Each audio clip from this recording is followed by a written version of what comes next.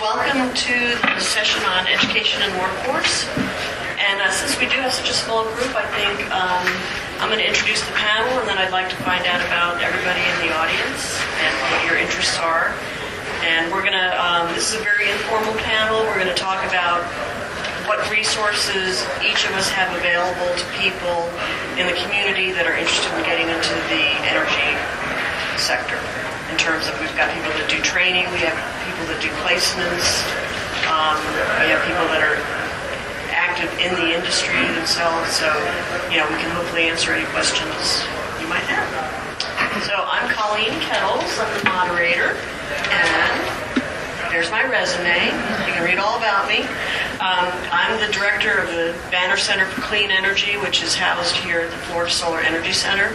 We have two other Banner Centers represented here. You'll hear from them later. But Banner Centers are a Workforce Florida invention. It's to focus on targeted industry sectors and to identify some of the best training that's available for people that want to get into those industries. And so we focus on the clean energy. Banner Center focuses on solar energy, energy efficiency, and that's our primary areas. And the other two Banner Centers will tell you about themselves. Audrey is with OUC, and she is their senior human resources consultant. She's been with them for a long time, and she also is on the Florida Energy Workforce Consortium's board, and she's a very active member of the group, and I'll let her talk about that now. Well, as she told you, I'm with the Orlando Utilities Commission. Been there for over 28 years. Absolutely love my company. I'm also the Career Awareness Chairperson for the Florida Energy Workforce Consortium, and I was handpicked to serve in that role. There was someone else who was actually doing that. But part of my role as the consortium is to help promote our industry, workforce opportunities. What do we need to do to identify those individuals who will be good candidates? And then not only that, what do we provide them as far as education and training, and where do we follow them to get those things done? So we're working with other utilities across the state, and we meet bi-monthly, face-to-face, and then other monthly conference calls, but doing a lot of things to help promote the industry as a whole. We also partner with the Department of Education to get a 17 cluster ad for energy, which was really big because it's amazing how people don't understand the industry and what we do.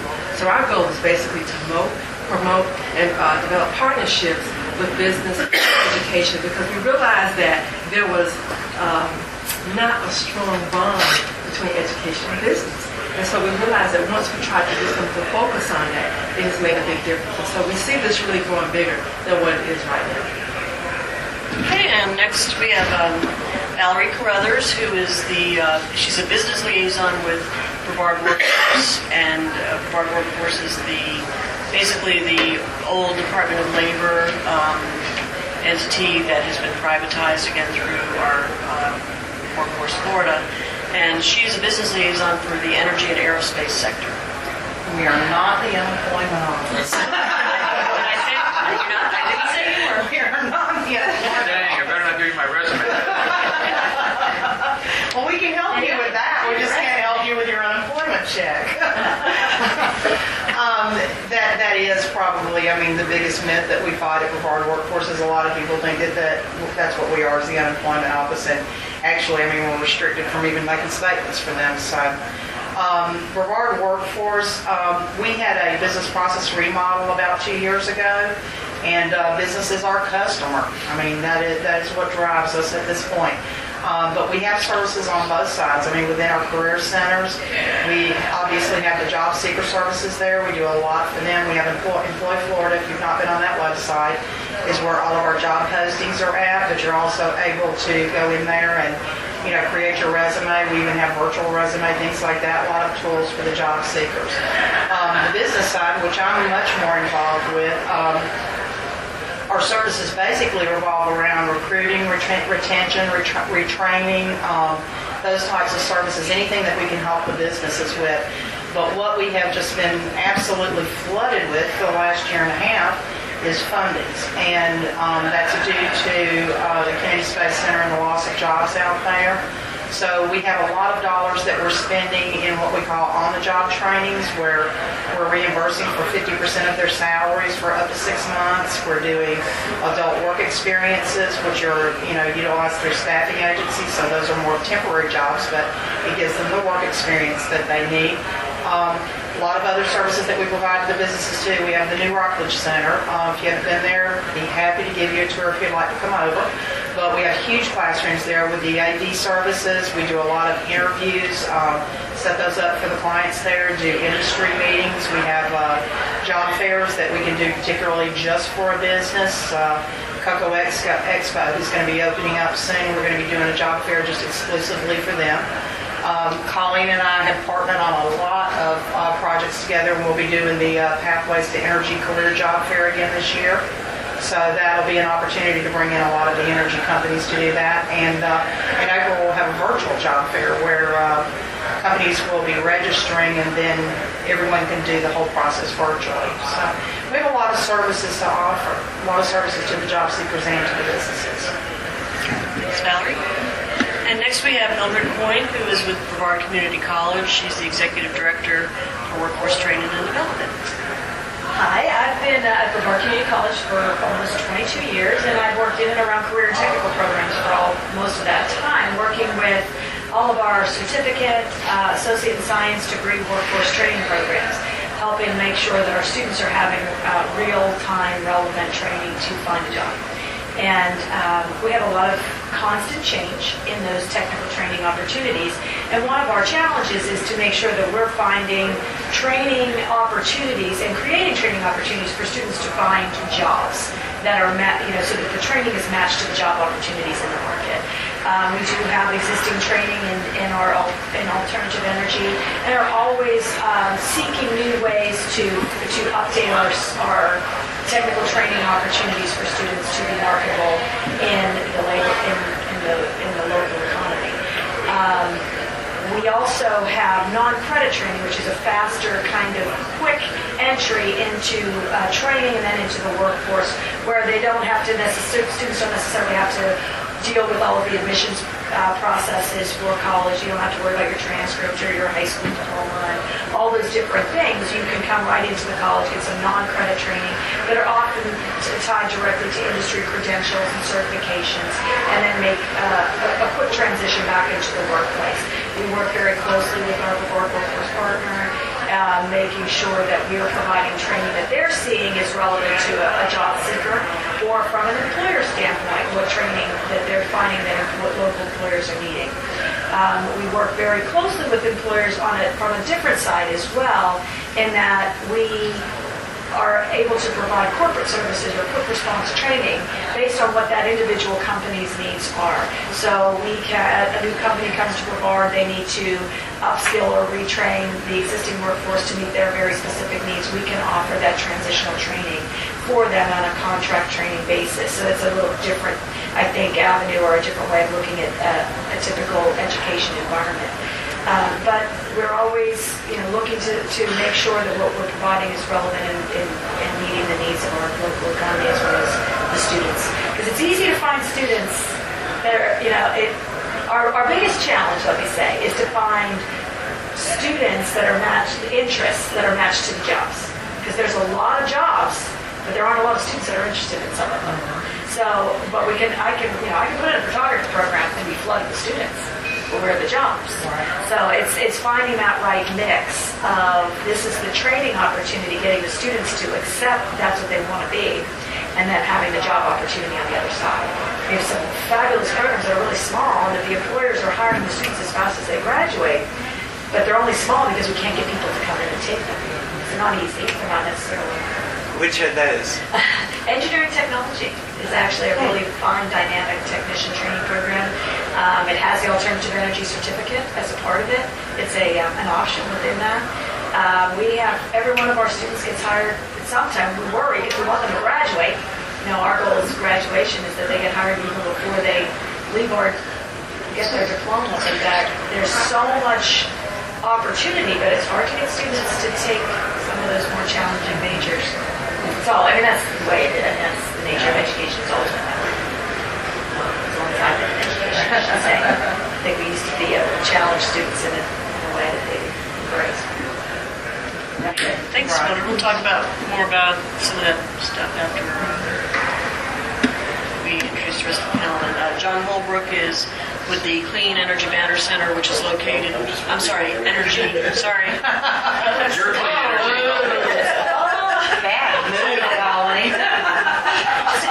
Are you guys interviewing now? Is that He's with the dirty energy banner. Kidding. No. John is with the Energy Banner Center, which was was created actually before the Clean Energy Banner Center. There was an Energy Banner Center, and then they created the Alternative Energy, which is now Clean. But anyway, it's located down at Indian River State College in Fort Pierce. They have a phenomenal facility there. I am so jealous. We're going to have our next Clean Energy Industry Advisory Council meeting down there because they probably have more solar on the ground there than we do at this point at FSEC. So John, I'll let you say your piece. With the Banner Center for Energy, and to distinguish it from the Clean Energy Banner Center, a lot of our focus is on centralized generation. We work primarily with our nuclear power plants to train their maintenance technicians in mechanical, electrical, instrumentation control, and radiation protection technicians. We have Indian River State College started a program in 2006 to train the technicians in an agreement with Ford Power Line and also the International Electrical Association. Sorry.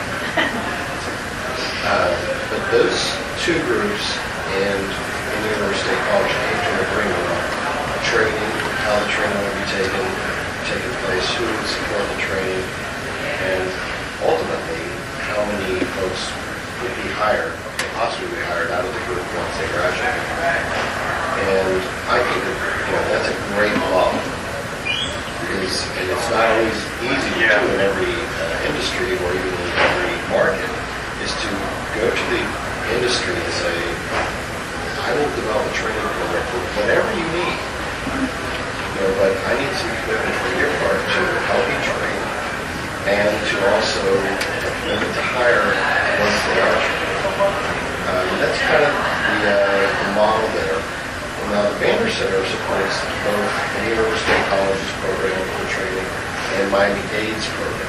Miami-Dade trains for the training point nuclear facility, and Indian River State College trains for the St. Lucie nuclear power plant facility. Once the students graduate and they are hired with Ford Power Line, the mechanical folks come back to our campus 4 days a week. They get a 30-year training to become an apprentice, or as an apprentice to become a journeyman, or to get their training done. And at a certain point, probably at the end of a year and a half out of school, they'll be able to take the test to become a journeyman, and be promoted to journeyman. These are very important positions. It takes 3 years to train a journeyman to be able to work not unsupervised but independently in the nuclear power plant. Safety is part of the culture. It's part of the training. Everything they do.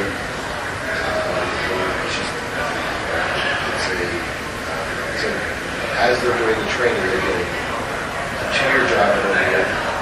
Then they're also getting indoctrinated into the culture of the business. So it's a wonderful program.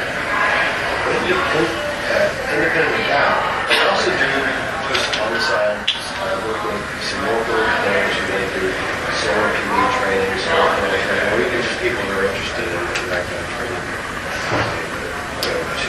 on the alternative energy side. Holly was mentioning we just opened up a building called the Brown Center for Innovation and Entrepreneurship. And that building has a alternative energy basis where we have a 25 kilowatt array some of the building's power. And that's traditional panels. We have a 5 kilowatt thin film solar on the roof. The building has been built to LEED Gold standard, and hopefully will be certified to that soon. We have 3 wind turbines, two 1.2 kilowatt turbines, and one 2 kilowatt turbine that are installed there. We have an alternative energies lab where we will be training how to operate fuel cells, hydrogen generators, and that is tied in with our automotive side, where we have our automotive folks are teaching technicians how to repair Priuses. And then we're bringing in the folks from our fire school, teaching about the safety hazards with dealing with a car crash, giving Priuses in a car crash because the batteries are full. So we're really trying to cross over as many things as possible within this building. And also in the building is a big chunk of that is our nuclear folks. They have a carved out space where they do their training. And in the center there will be a mock-up of basically imagine just a big loop of pipe, which has all the instrumentation, the valves, the pumps that they will see when they go to the factory. It's on the same brand, manufacturer, and they'll be able to practice working on these things in a real life, a real environment, but in a safe environment. So we're very excited about that, and we're looking forward to expanding our partnerships with them on the lab side, the Boston side. But back to the original basis of this program was a partnership with industry. I think that when we're talking about training, getting kids to understand take a 40-year vision of their career is very difficult. I always tell them, hey, find something you love to do, you really enjoy doing, and do it. And because you have to do it for a very long time. Now, some folks, they think that they like working with their hands. Great, you can go into a technical program. If you're not interested in working with your hands, perhaps you should look at another path. Whatever it is, be happy because you have to do it for 40 years. We all know that careers evolve over time. I'm doing today what I was doing 2 years ago, what I was doing 10 years prior to that. You don't have to love your first job. You have to get your first job in a field that you're good at, and you can then just keep finding your niche. And that's a very hard concept. I think they're picking it through. My wife's an educator. She has a career program that she deals with.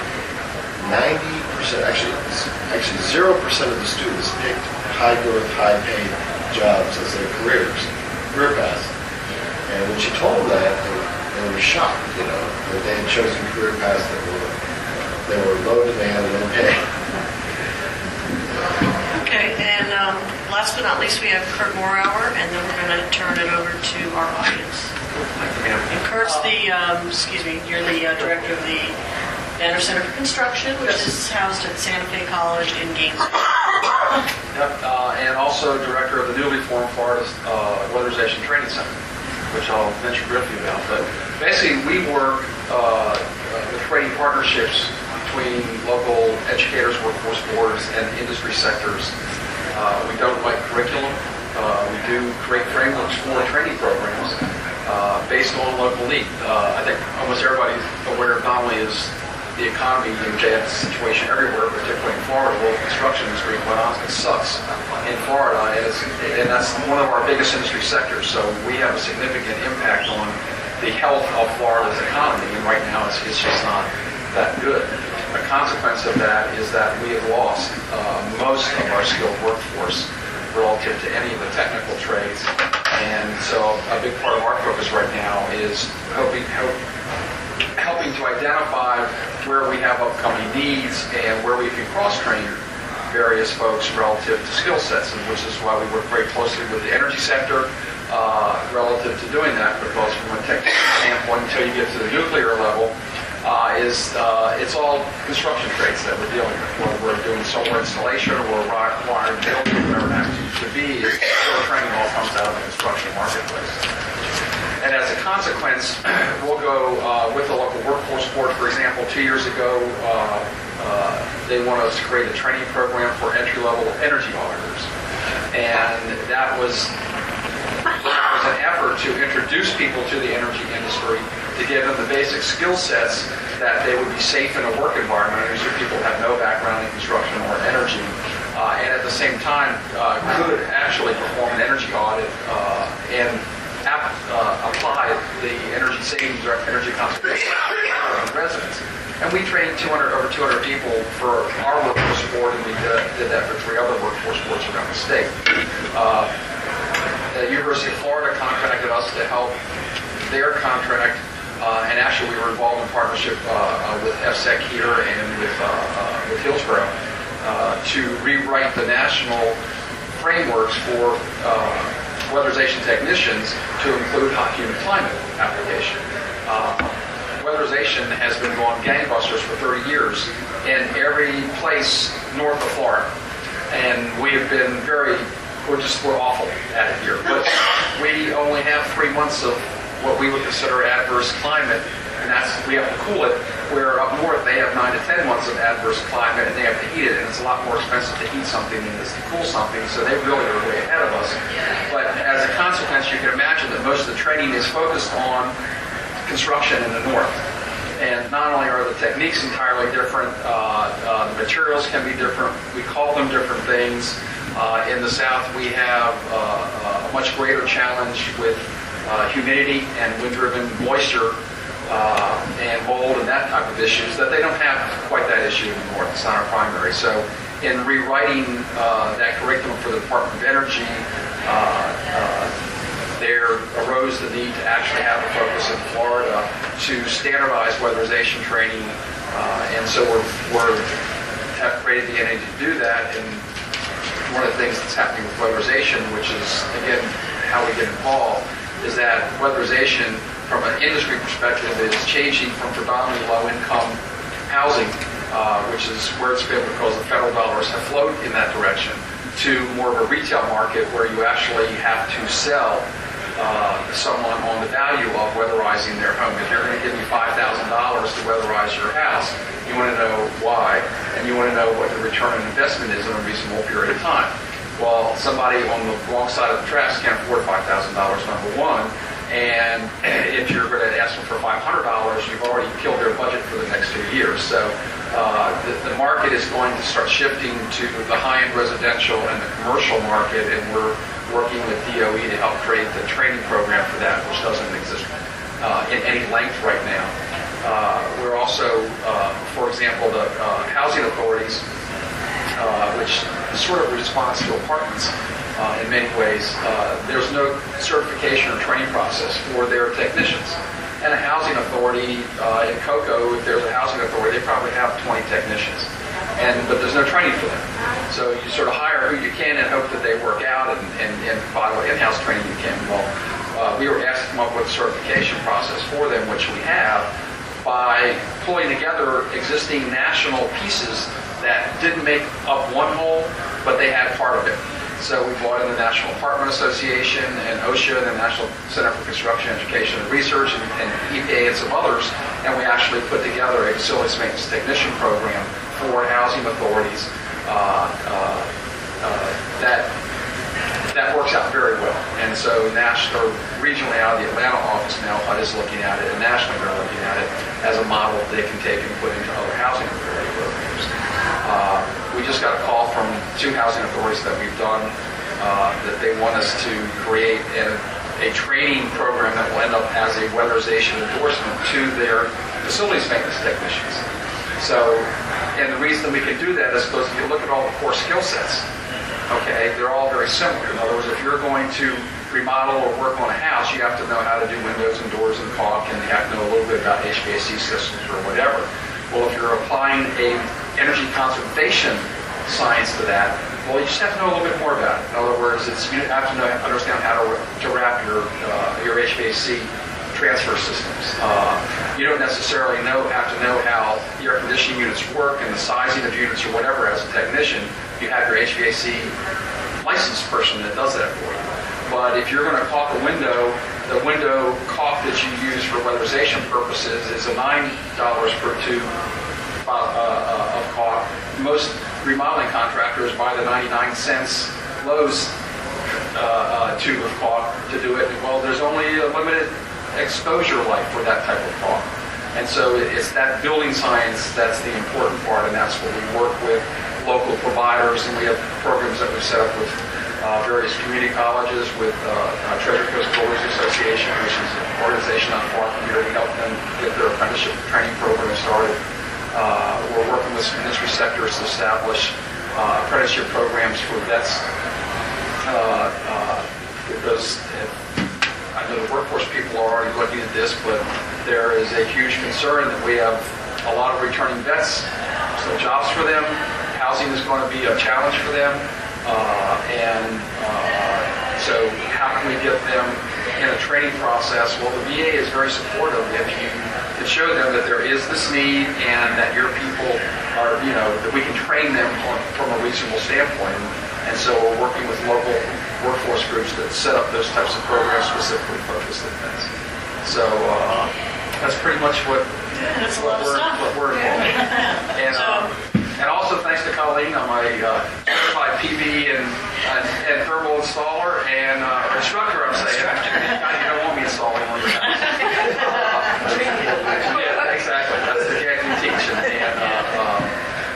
But actually, and just a comment to that type of training is that one of the benefits of training, and really I think for a lot of the training that we do, is that if you set up your entry-level training properly, people that think that they want to be in an industry sector in a very short period of time, you can show them, number one, that they don't want to be in that industry sector, that they have the aptitude, and then if you can hold that interest, you can actually create that career path for them.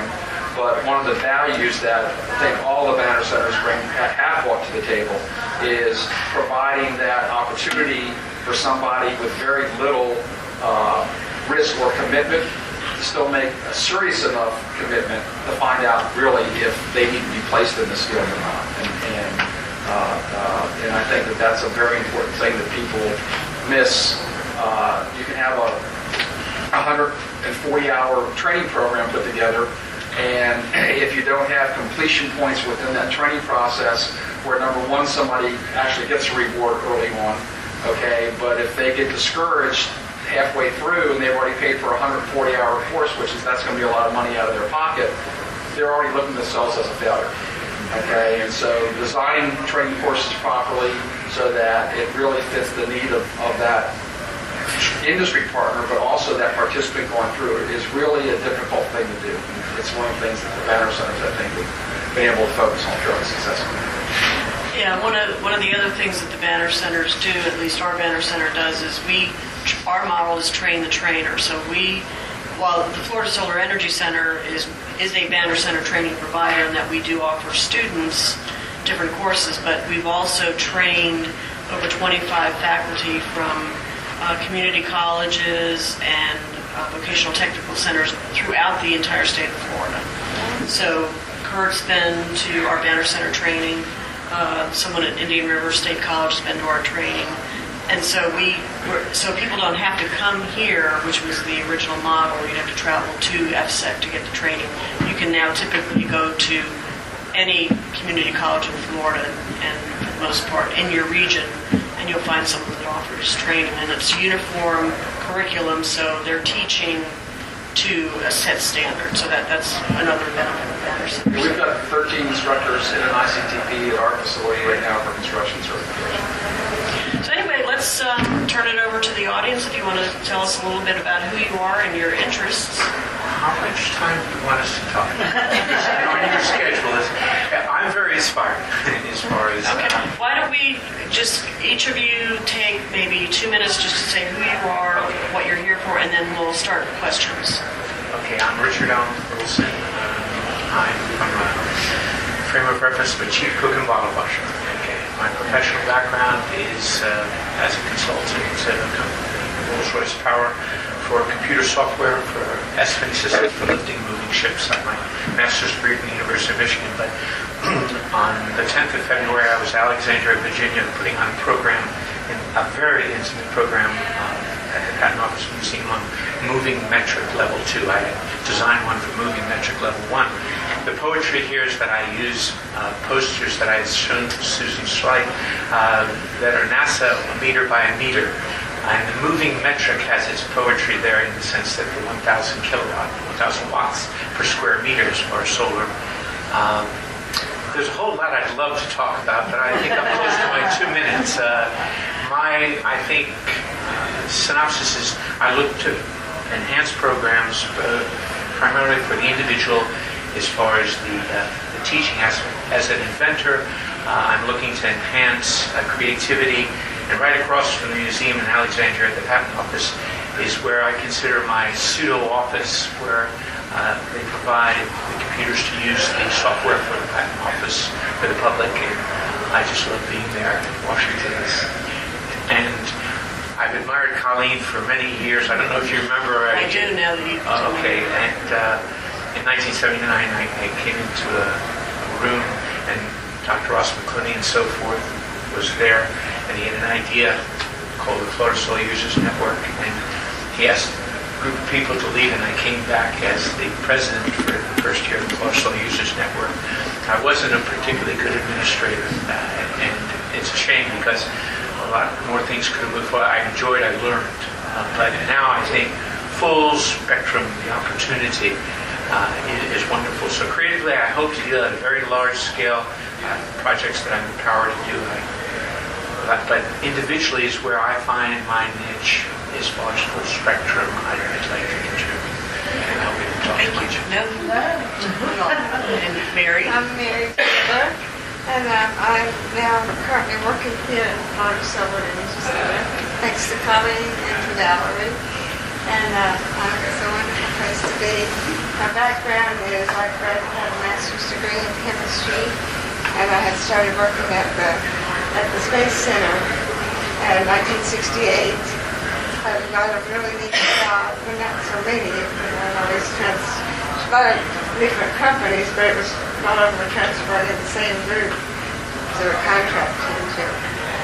But I had a lot of really neat experiences there. I worked in a group that was, first my job out there was in the main chem lab, which serviced the whole Space Center, did sample analysis on things from all over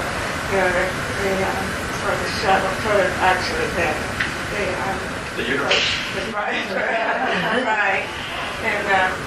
And then I transitioned into a job where I helped develop the hazardous waste management system in the Space Center from like ground zero, because it was like time luck now, and the PA was just writing the regulations, and so that was a very interesting, very exciting, and very challenging job that we did. And we could call at that time. This was interesting. I could call the person that wrote the regulations and say, "What did you mean by that?" And then I could see the change. I could see the governmental change as it progressed. And I would call and talk to somebody that didn't know as much as I did about it, because they weren't the people, just passed on, passed down. But anyway, it was exciting. The good old days, yeah. Yeah, the good old days, it was. Yeah, and I'll just mention Mary is, she's a perfect example of just the wealth of skill and knowledge that we have in the form of all these displaced aerospace workers. Mary's working here on our Clean Cities program. FSEC is the coordinator of the Space Coast Clean Cities, and she's been working with us since September?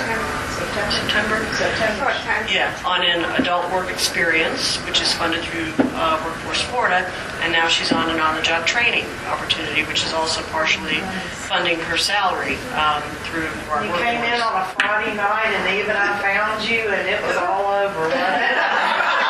It works.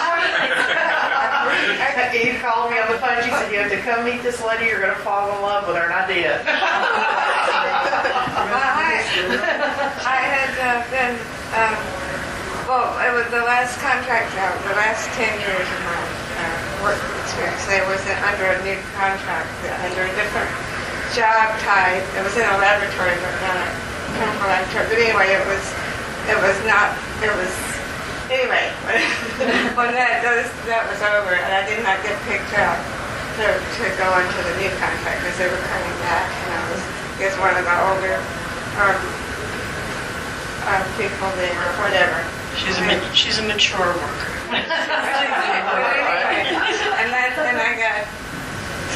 I got to understand and have experience in looking for a job after 40 years of just transitioning in contracts.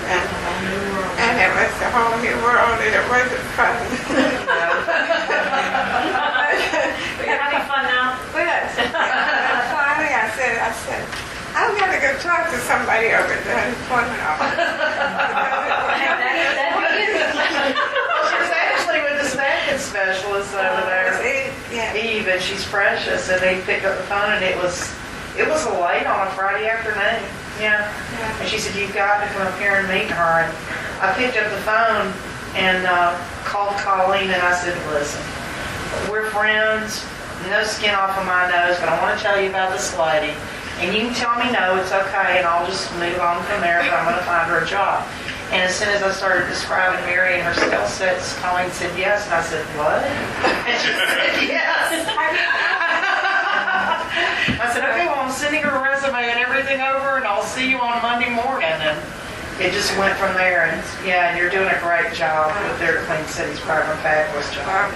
So proud to be part of your story, Mary. So proud. I'm proud of you guys, and the whole thing. Those who don't understand was a blessing from God because they were just like,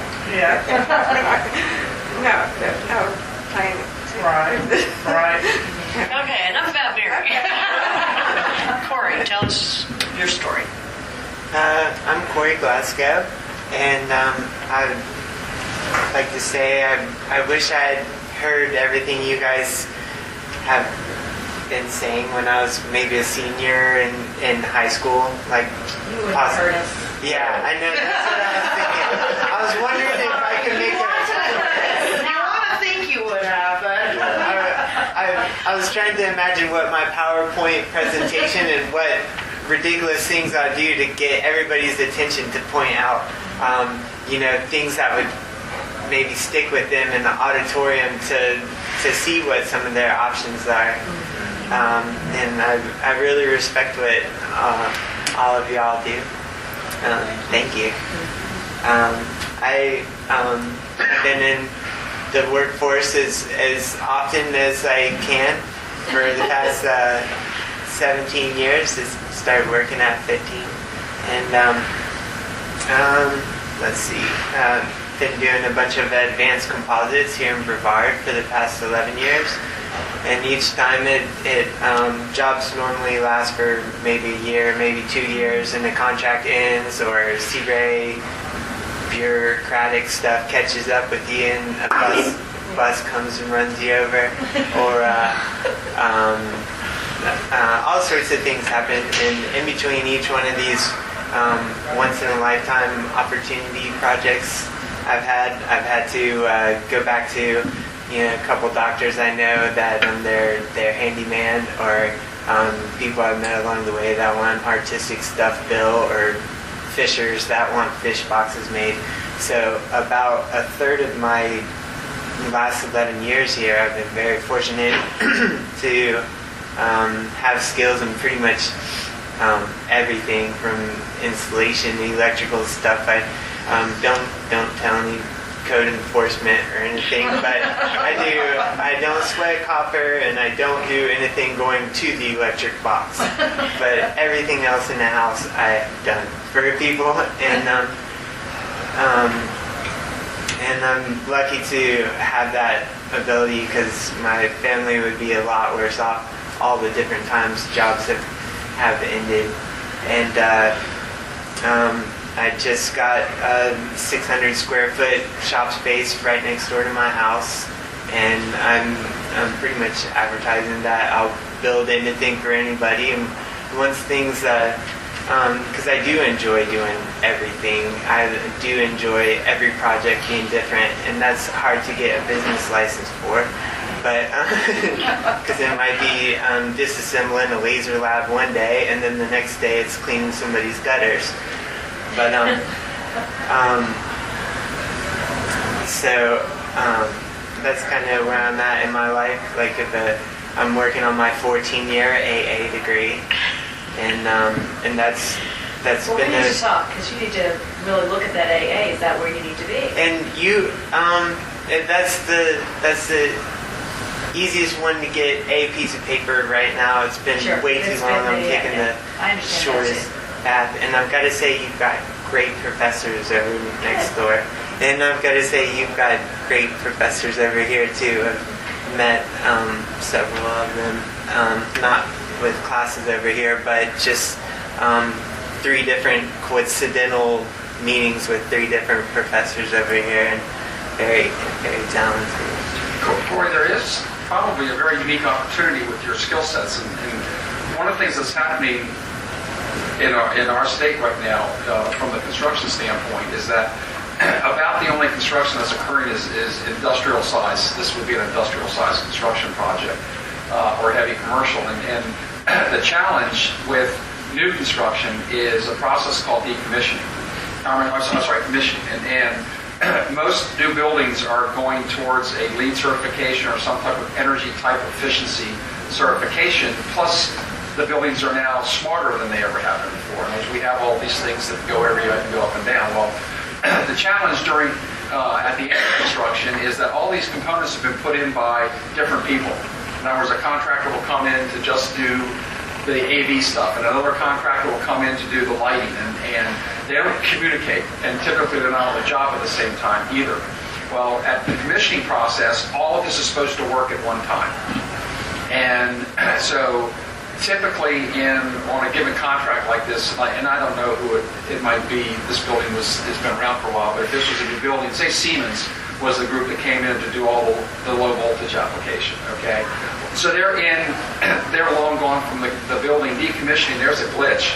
We're not going to find Siemens around. They've gone on to the next project, and they don't have technicians that can stop in the next 48 hours to fix something that's going on. And right now, most of the low voltage application companies, 70% of their work is callbacks. Okay, which means they've already left the job, but 70% of their time commitment is to send their technicians back to fix what's not working in the commissioning process. And they're not paid for that. Okay, so they're making their money off 30% of their activities. There is a need for people that can come in after the fact and be the troubleshooters for the commissioning process. Now, the challenge is not a particular degree for that, okay, because you have to know a little bit about everything. Okay, but that is my flaw. What I'm saying is now because of the smart building, the progression of smart building construction is that there's actually an asset there. So the key to that, because there's not an AAS or 4th-year degree program for that, is having specific industry certifications that are applicable to a particular installation technique or a particular product. And if you have those, seriously, go to engineering firms that do construction, just drop your resume off. Because I had a meeting about this up in Gainesville the other day, and the engineering companies, they're getting held up weeks and months because they can't commission the building because of one stupid little glitch, and they can't get the manufacturer's rep to come back on a timely basis. So what would and it's big money. What would be the 2-word or 1-word description of that? Before we keep going on with Corey, I'd like to give our last audience member an opportunity, and then we can just talk about everybody. Getting something out of it too. So that was interesting. We'll go back to you. Yeah. Yes, we'll get back to you, but let's Okay. Well, I'll make it real quick. My name's Ethan Kennedy, and I work for the county manager here in Brevard County. I was hired a couple of years ago because we have a jail population issue, and my title is Jail Population Management Coordinator. It's a long title, but so I try to keep it down to just Jail Population Manager. And I work with everybody, the judges, everybody involved in the criminal justice system, the attorneys, judges, probation officers, the jail, everybody, to try to find ways to reduce the population of our jail. my opinion, the best way to reduce the population in the jail is not to get them in there in the first place, to keep them out. Once you get them out, keep them out. So one of the reasons that we're here is there's a Second Chance Act grant opportunity that became available for technology training inmates while they're in custody. And the commander at our jail, Commander Jeter, she was very much in favor of trying to get this grant and bring some training, some tech training to our inmates at the jail so that, because keep in mind at our jail, these are individuals who are either waiting for their cases to be resolved or they're just serving out a sentence for a minor offense.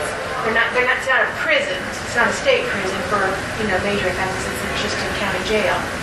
And sometimes we keep individuals in there for a long period of time waiting for the cases to be resolved or just to serve out their sentence. And so since we've got this captive audience, why not go ahead and provide them with some tech training while they're there.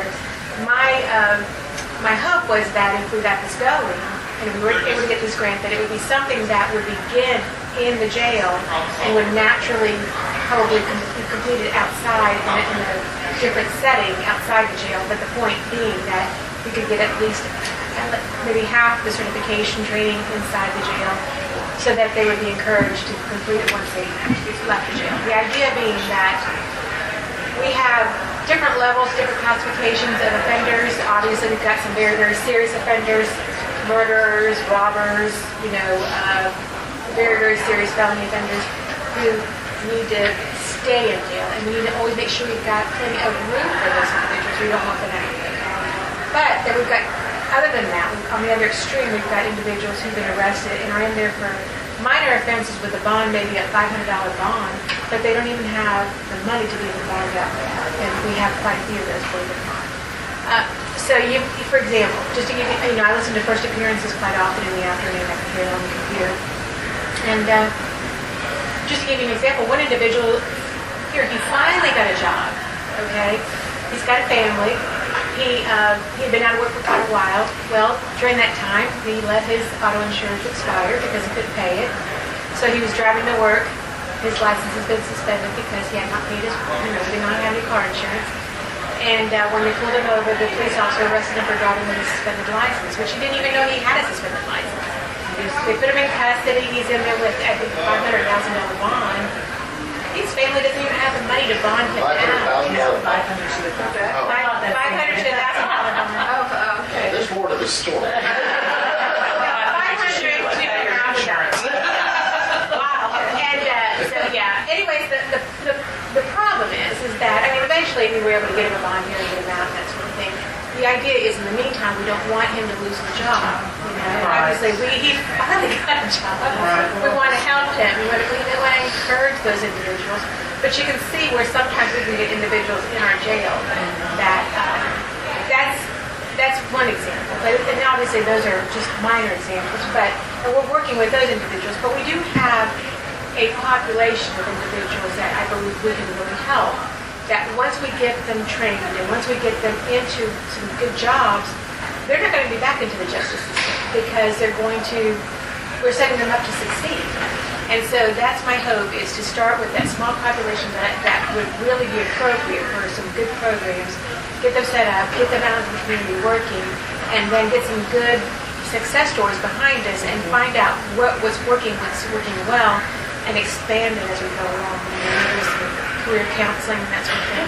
So my hope is that we're going to get this going because it's also going to serve more than one purpose. Statewide, I'm sure you guys are hearing how the governor is closing down prisons and that sort of thing. They're all about reentry. Well, this is all under the umbrella of reentry, and that is that transition. We used to do through the Department of Juvenile Justice, we did a Spectre grant, which was for the juvenile center, and it was for culinary. So we did an incarcerated program for culinary. And actually, here at our jail, Commander Jeter, she's amazing. She's all for doing what we can. And so we do have a culinary certification program in our jail right now, and it's been very successful. And that's one of the reasons why we know, these sort of things can work. We've got several types of programs. There's one where, they're learning how to train animals, dogs and that sort of thing. So we've got some things that are working, but we need to go beyond that. Yeah. We need to get some check. Well, and you and I spoke yesterday. I mean, I was very interested in it because I explained to her that when we went up for the DOL summit back in November up in Atlanta, one of the breakout sessions was a shipbuilding company out of Mobile, Alabama, that his entire staff was offenders and people who had been released from prison.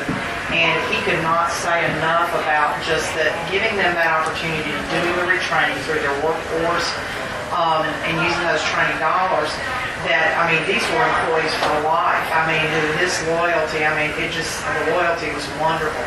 And he gave us such a great, group of best practices and things like that. So when she walked up yesterday, I said, we have to sit down and talk because it'd definitely be interested. And just like with Mary, where we've done an adult work experience, as most people know, right now I don't want to say we got more money than God, but we got a lot of money.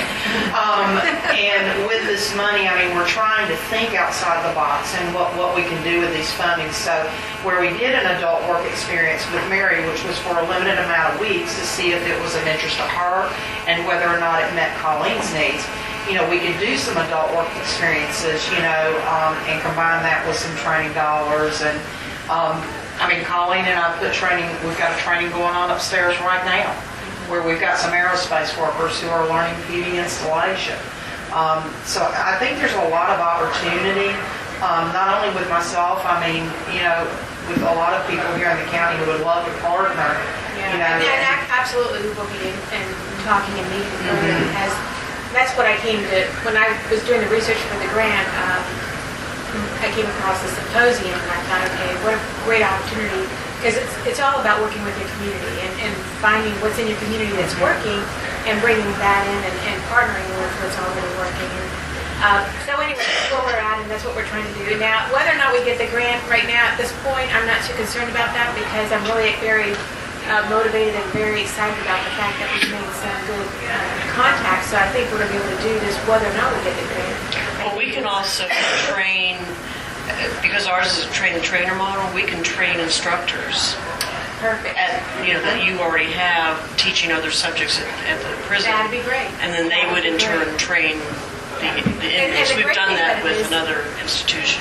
One of the things that I hope also to do is bring some computers into the jail. We come to find out while we were thinking about doing this, we just got an email from our head director of purchasing that they have all these computers that they're ready to move on to somebody else because, they have replaced them. So now I've got some equipment that I can use for the training and all that.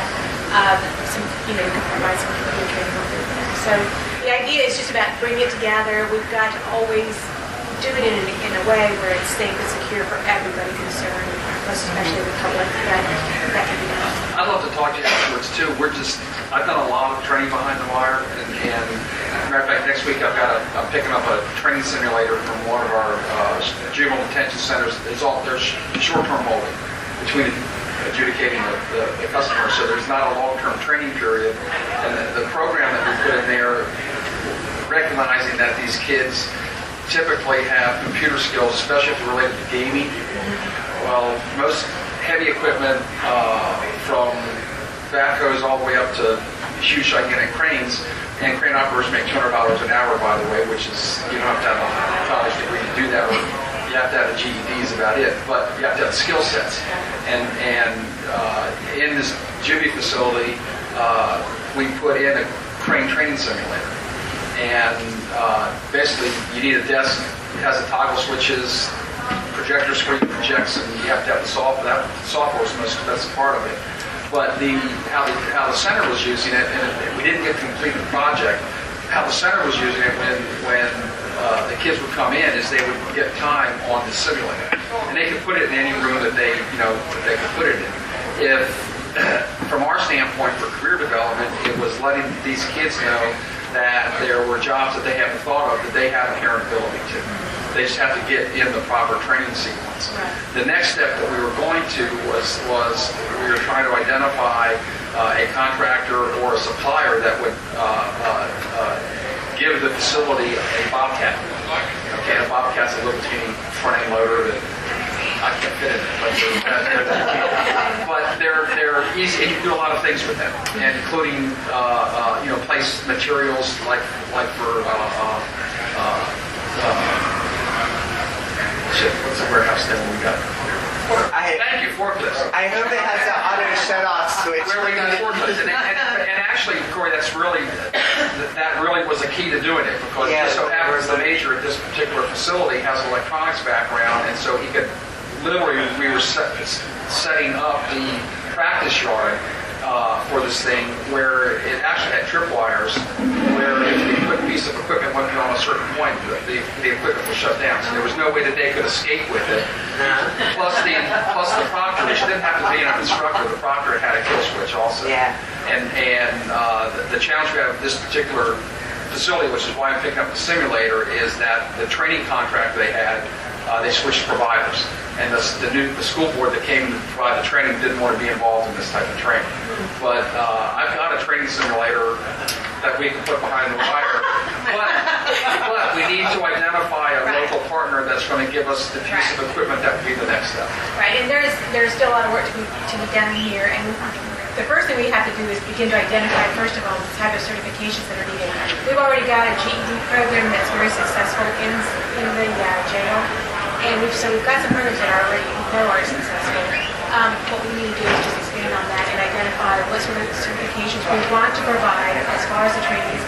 And hopefully, just like you said, some of the certifications that we would prefer having are things that wouldn't take very long for someone to get. We want to, prepare them to get out there, be successful in getting a job, and then encourage them from that point forward if they want to further their career, to do so. But the important thing is what can we do while we have them, even if it's going to finish up after they're released. So that's a great idea. I love that idea, and I'll definitely keep that in mind. So that helps us to identify. We've already identified a few. For example, there's a particular certification, I can't remember what it's called, I've got it back in my office, but it's to help individuals who want to, be part of the help desk. There's some sort of, I can't remember what it's called, but we're identifying a few things like that, and things that can actually be done while they're in the jail, while they're learning that sort of thing. We've had a lot of success with masonry tenders programs. It's actually the largest behind-the-wire training system in the state of Florida. You said, I'm sorry, Masonry tenders, and it actually is a credential course, but it's very short term. But it is so that you can help them build the building. Okay, and it's how to move, place, block, mix, mortar, stuff like that. Right, it's strictly entry level, but you can do it in a very short period of time. Right, and that's exactly. And it leads to a journey person level, type of thing. It's designed for younger people. Okay, if you reach a certain age, you're not going to move too much anymore. But the challenge, for example, that industry sector has is that their average mason technician is over 55 years old. And so recruitment for them is a very important, even though that industry sector is down right now, recruitment long-term is still a very important issue for them. So the Florida Masonry Association, they sponsor more behind-the-wire training programs than any other industry sector in the state of Florida. And again, just sort of promoting the construction side versus the real technical, the ultra-technical side, but we're one of the few industry sectors that will hire somebody with a record. Yeah, you can't. Yeah, so that's why we have these types of programs. I appreciate it, and I've got all your information, your names and everything, so as this evolves and all that, I have an industry certification list that might be very helpful to you, just to give you a very big starting list to then see, and then working with the workforce board identifying where the best occupational choice options are. that would be great. And that's on our website. Just email me. I'll send So if it it's on right to your you. website, I can. Well, yeah, it's just not easy to find anything on that. Thank you. Sorry, I'm honest about that. Corey, is it? No? Yeah. I was thinking about two things. One, you mentioned the curve. We have a bill that's going through commissioning right now. To give an example of what Kurt was talking about, we have an automatic front door for handicap accessibility. And for the first 6 weeks of this building being open, it was locked because it wasn't working. And they'd work on it for half a day, and then they'd stop, and they'd come back and they were on the phone with the manufacturer, and they were just trying to troubleshoot it, and figure out. These are the kinds of things that just, the snafus that happen when you commission a building. There's, front to back, there's all kinds of things. So if you have a very broad overview, you can manage projects, and troubleshoot, and do a lot of critical thinking with an opportunity. But what I was thinking about, as opposed to what Fred suggested, which I think is a fine suggestion, if you have a background in composites and you have your own facility, look at the local workforce and business development board in developing a business plan to create your business. Where as a small entrepreneur, you might be able to take on some rapid turnaround stuff for a company that has a need right now. That can't go to their normal manufacturers. Their normal manufacturer has a 6-week lead time. Or you do these boxes, the fish boxes for your boats. Make that a part of your business. Figure out what you base on it with, or what you take on, burning midnight oil on as an entrepreneur. There's a great opportunity there too. We have a program over for our workforce, and you're welcome to join it. It's called Biz Launch. And we started that program specifically for entrepreneurs who are starting out. To help them along that process. And we just had a program that we called Mezzanine Madness because it was up on our mezzanine there in the new center. But all of the people who've been involved in Biz Launch were there and had booths and what all of their products were that they were promoting. We had a lot of businesses come through. Valerie, there's a regional manufacturers association in this area too. There is. That would be, if you can afford with that, that'd be another thing as well, because a lot of what the RMAs are doing, and I just happen to have this bit of knowledge because we're starting an RMA, Regional Manufacturers Association in our area, which I'll be the director of when our banner center sunsets in July 1st. But the small manufacturers, that's a huge asset for a small manufacturer because it does exactly what John was talking about. It gets you into a network where people need very specific, focused things, and they need it yesterday. And the large manufacturer, the batch manufacturers, they can't do that type of work.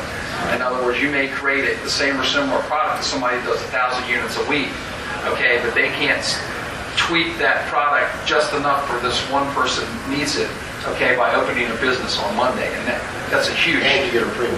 Yeah. You don't get paid the normal piece rate for that. You get paid a premium. Yeah. But, I know being an entrepreneur is scary, and every time I think about it, I almost have a heart attack, because I like stability, but, embrace it. You're already an entrepreneur. Mm-hmm. Get out there and do it. You are. Yeah, if you got the assets, but check with Valerie and find out who the RMA is in the area. Thank you. Richard, Yes, something to say? the dynamic is action and solving problems. And I think getting back to Corey, I'm late 15, 17, year 32, I'm 60. The dynamic, though, of the training of the trainers, as far as I think you'll always value your eclectic sense of skill set. I feel in many ways very similar. The dynamic, though, of a prototype, a new prototype program for the combination of quality control and make it work. Because the issue is that facility for the 6 months, I believe you said it wasn't, somebody didn't take that, in different programs that I've seen around the country, some people call fire soul, whatever it is, that if you're doing a project, it has to work.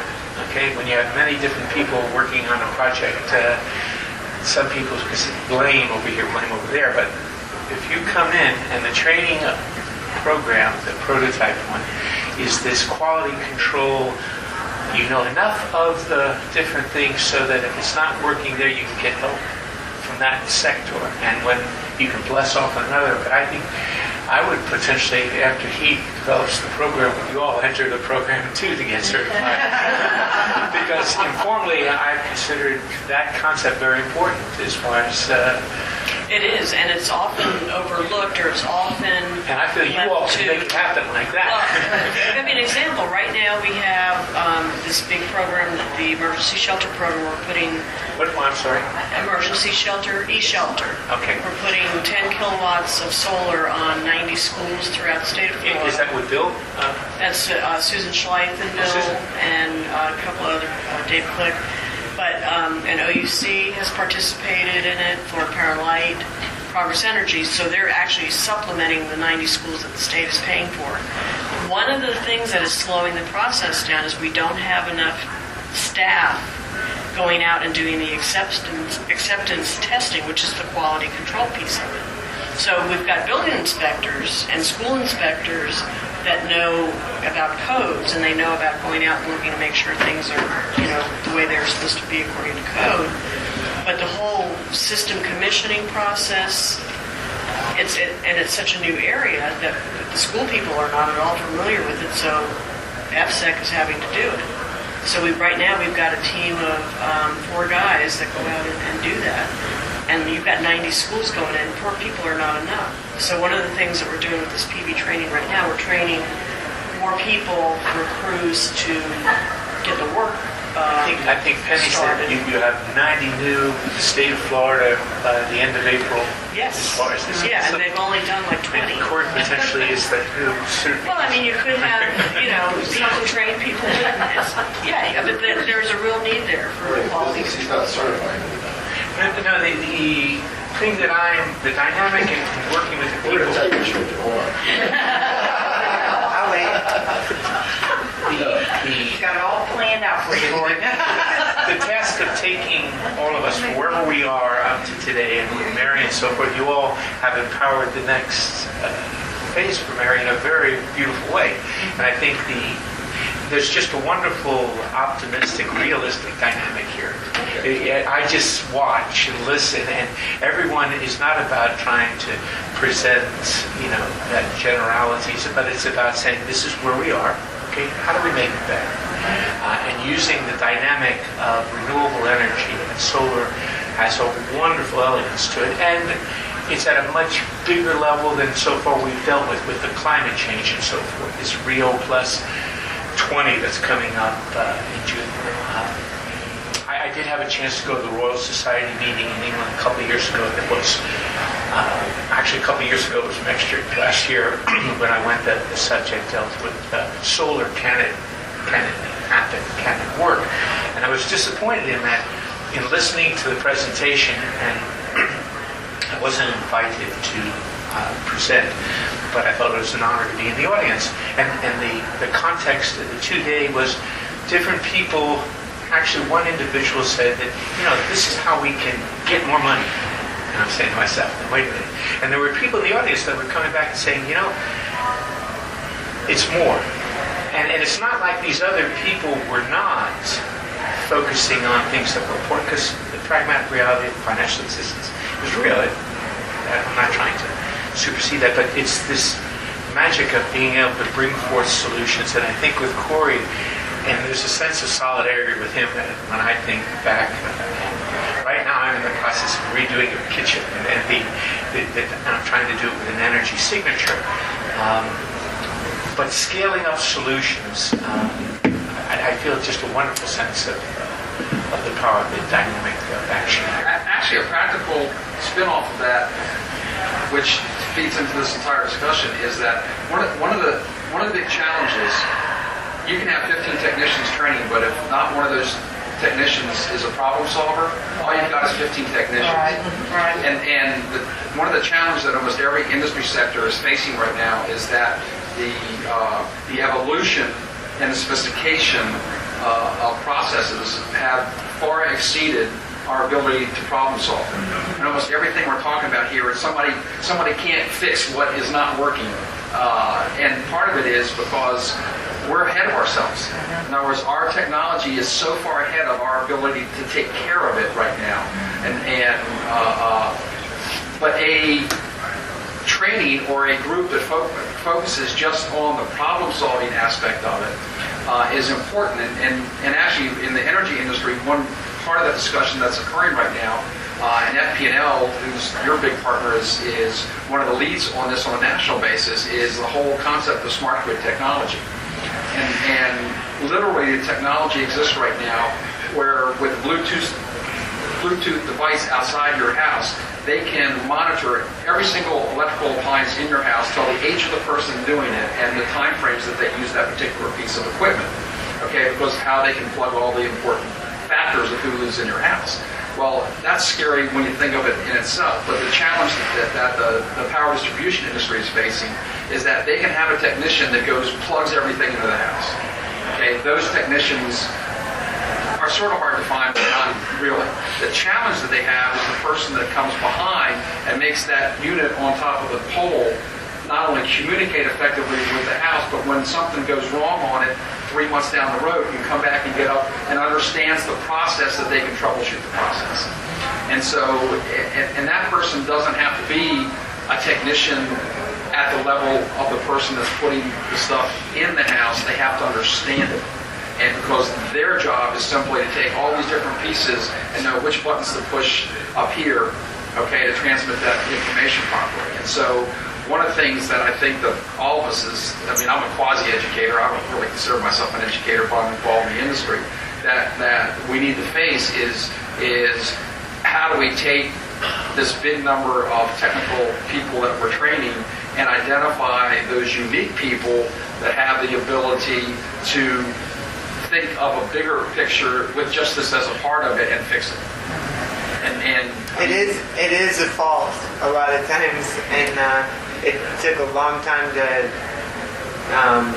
I remember a lot of times when I was 18, 19 years old, I had already had a company, and I was working for somebody else up in Virginia, and going up to my boss and the owner of the company and having an argument about how he's doing something wrong my first month of working for him, you know, and in front of other employees. So there was a big learning curve of things to not do, and dealing with CAD operators. I know a little bit of CAD, and I don't have an engineering degree, but there's some 24-year-olds that you don't want to embarrass them, so you take them and their degree in the other room away from everybody and tell them the table needs to be like that, not like that. And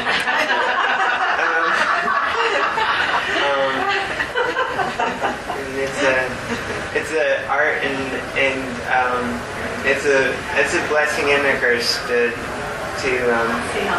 be a problem solver, and a lot of times it's harder, I guess, to follow instructions when you're thinking about, like, did your supervisor do this right? Before I use this rake to spend all day, I want to make sure that the pipe's already under there. Or something as an example. That comes with experience, we've all been young and bulletproof. But you realize these things now. You understand that but there aren't a lot of problem solvers out there. And a lot of these positions, a lot of guys who go through put things in, like a lot of folks, they love to do new construction on wiring houses. Almost nobody wants to do retrofits or overhauls of residential, because figuring out, is the wire coming down this way or is it going down that way? And how does it get to the box? And change things like that. A lot of people are having to have their houses rewired now to get insurance. Yeah. Well, listen, it's about 10 after 12. I know some of the panelists had to leave right at around noon, so I thank you for staying over. And I don't know if the next session has started or not. So I want to thank everybody for coming and thank the panelists. And, I'm going to be around. I know a lot of people are going to be around, so we'd love to talk more to you guys. Thank you all for being here. Thank you.